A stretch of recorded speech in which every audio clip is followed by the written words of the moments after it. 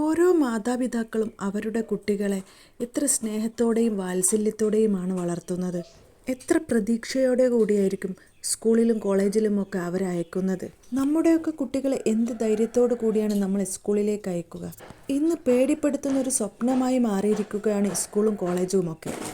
അവിടെ റാഗിങ്ങിൻ്റെ പേരിലും നിറത്തിൻ്റെ പേരിലും വർണ്ണത്തിൻ്റെ പേരിലും ജാതിയുടെ പേരിലുമൊക്കെ നമ്മുടെ ഓരോ കുട്ടികളും ചൂഷണത്തിന് വിധേയമായിക്കൊണ്ടിരിക്കുകയാണ്.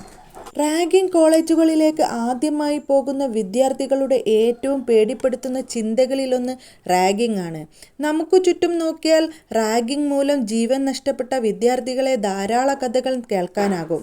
ഇതിൻ്റെ ഏറ്റവും ഒടുവിലത്തെ ഉദാഹരണങ്ങളിൽ ഒന്നാണ് 9ാം ക്ലാസ് വിദ്യാർത്ഥി മിഹിർ അഹമ്മദിന്റെ ആത്മഹത്യ. സ്കൂളിലെ ക്രൂരമായ റാഗിങ്ങിനെ തുടർന്ന് താമസിക്കുന്ന ഫ്ളാറ്റിന്റെ 26ാം നിലയിൽ നിന്ന് ചാടിയാണ് മിഹിർ അഹമ്മദ് തന്റെ ജീവൻ ഒടുക്കിയത്. ജനുവരി 15-നായിരുന്നു എറണാകുളത്ത് നടുക്കിയ ദാരുണ സംഭവം.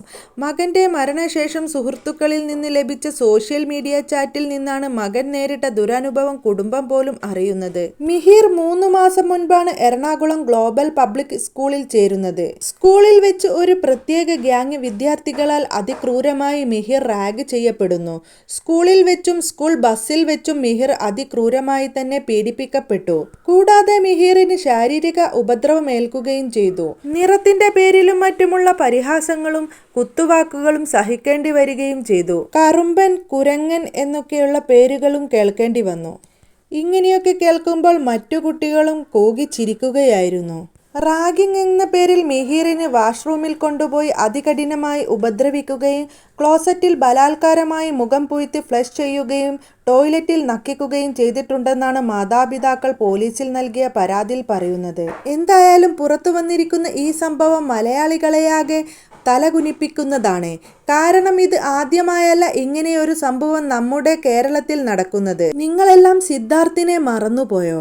വയനാട് പൂക്കോട് വെറ്റിനറി സർവകലാശാലയിൽ സിദ്ധാർത്ഥിന്റെ മരണം ഇതിനൊരു ഉദാഹരണം മാത്രം.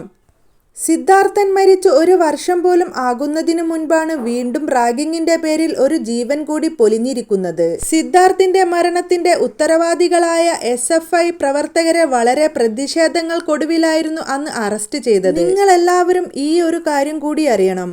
പൂക്കോട് വെറ്റിനറി കോളേജിലെ സിദ്ധാർത്ഥിന്റെ മരണവുമായി ബന്ധപ്പെട്ട കേസിലെ പ്രതികൾക്ക് പഠനം തുടരാൻ അനുമതി നൽകി സർവകലാശാല ഉത്തരവ്. ആന്റി റാഗിംഗ് കമ്മിറ്റി നടത്തിയ അന്വേഷണത്തിന് പിന്നാലെ പഠനവിലക്ക് നേരിട്ടവരാണ് ഹൈക്കോടതിയിൽ നിന്ന് ഇളവ് നേടിയത്. ഞാൻ സിദ്ധാർത്ഥിന്റെ കാര്യം ഇവിടെ പറഞ്ഞത് നമ്മുടെ നിയമത്തിന്റെ പോരായ്മ ചൂണ്ടിക്കാട്ടാനാണ്. നമ്മൾ അന്ന് അലമുറയിട്ട് പ്രതികരിച്ചതുകൊണ്ട് മാത്രമാണ് നാടകീയമായി ഒരു അറസ്റ്റ് നടന്നത്. എന്നാൽ FIR-ൽ പല തിരുത്തുകളും വന്നിട്ടുണ്ട്. അതേക്കുറിച്ചൊക്കെ നമുക്ക് പിന്നീട് സംസാരിക്കാം. അതേക്കുറിച്ചൊക്കെ വലിയ ചർച്ച നടത്തേണ്ട കാര്യം തന്നെയാണ്. അതൊന്നും കൂടാതെ കാലിക്കറ്റ് യൂണിവേഴ്സിറ്റിയുടെ ആന്റി റാഗിംഗ് സെല്ലിൽ റാഗിംഗ് പരാതി നൽകിയ വിദ്യാർത്ഥിനിക്ക് നേരെ SFI നേതാവിന്റെ ഭീഷണി ഫോൺ കോൾ ഉണ്ടായതും ഇന്നലെയായിരുന്നു. യൂണിവേഴ്സിറ്റിയിലെ 1ാം വർഷ ഇന്റഗ്രേറ്റഡ് ഡെവലപ്മെന്റ് സ്റ്റഡീസ് വിദ്യാർത്ഥിയായ സഫീറിനെയും SFI സംസ്ഥാന കമ്മിറ്റി അംഗം സയ്യിദ് മുഹമ്മദ് സാദിഖ് ഭീഷണിപ്പെടുത്തിയത്. റാഗിങ്ങിനിടെ പരിക്കേറ്റ് ആശുപത്രിയിലായിരുന്നപ്പോൾ അവിടെ നിന്നും അറിയിപ്പ് ലഭിച്ചിട്ടും ആക്രമികൾക്കെതിരെ പോലീസ് കേസെടുത്തിട്ടില്ലെന്നും സഫീർ പറയുന്നു.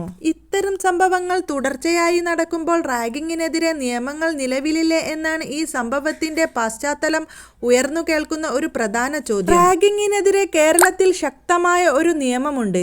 അതാണ് കേരള റാഗിംഗ് നിരോധന നിയമം. 1998-ൽ വന്ന നിയമം. ഏത് നിയമമായാലും അവ നിർമ്മിച്ചാൽ മാത്രം നടപ്പിലാവില്ല എന്ന് മിഹിറിന്റെ മരണം നമ്മളെ ഓർമ്മപ്പെടുത്തുന്നു. നടപ്പാക്കാൻ ബാധ്യതപ്പെട്ട അധികാരികൾ നിയമങ്ങൾ ശക്തമായി നടപ്പിലാക്കിയാൽ മാത്രമേ സമൂഹത്തിലെ ഇത്തരം വിപത്തുകൾ നിർത്തലാക്കുവാൻ സാധിക്കുകയുള്ളൂ. അത് പക്ഷേ ജീവൻ നഷ്ടമാകുമ്പോൾ മാത്രം ചർച്ചയാവുകയും ചിന്തിപ്പിക്കുകയും ചെയ്യേണ്ട കാര്യമല്ല.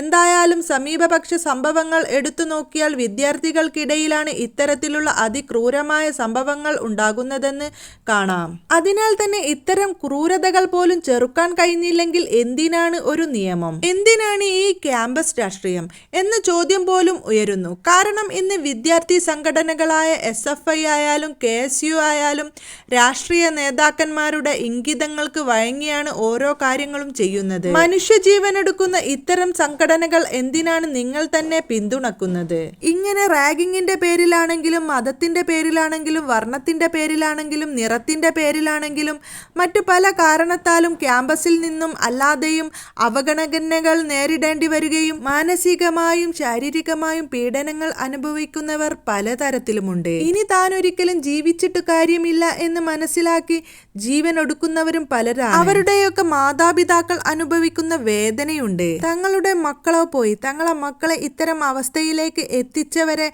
നിയമത്തിന് മുമ്പിൽ കൊണ്ടുവരാൻ സാധിക്കാത്തതിൽ വേദനിക്കുന്ന ഒരുപാട് മാതാപിതാക്കളുണ്ട്. മിഹിറിന് സംഭവിച്ചതുപോലെ മറ്റൊരു കുട്ടിക്കും സംഭവിക്കാൻ പാടില്ല.